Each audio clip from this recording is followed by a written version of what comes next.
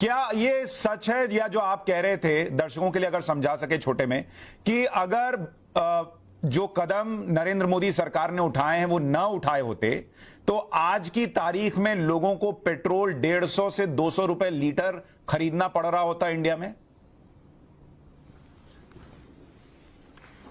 मैं आपको सिर्फ इसकी बड़ी सरल, बड़ी सिंपल 2 स्टेप्स बताता हूं।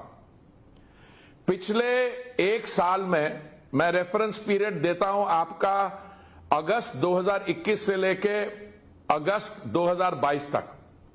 प्रशांत जी, इस समय 1 वर्ष के दौरान नॉर्थ अमेरिका में, यूनाइटेड स्टेट्स में, अमेरिका में और कनाडा में पेट्रोल का दाम बंक पे बढ़ा है। एक जगह 43% और दूसरी जगह 46%।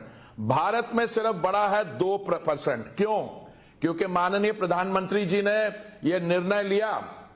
उन्होंने कहा कि हमारे यहां एक दिन में 60 मिलियन पीपल जाते हैं पेट्रोल पंप में अपने स्कूटर, 3 व्हीलर, अपनी गाड़ियों को भरवाने में। और हमारे यहां इसलिए उन्होंने कहा 2021 नवंबर में और मई 2022 में जो केंद्रीय सरकार एक्साइज ड्यूटी कलेक्ट करती थी, उस समय जब 80 करोड़ से ज्यादा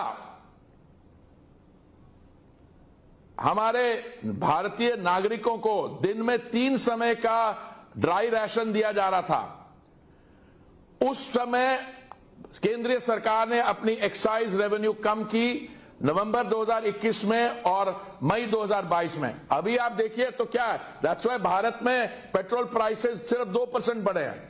डीजल में छोड़िए, अब गैस पे आइए। गैस पे अंतर्राष्ट्रीय दाम बढ़े हैं 380%, हमारे यहां सिर्फ 70% बढ़े हैं।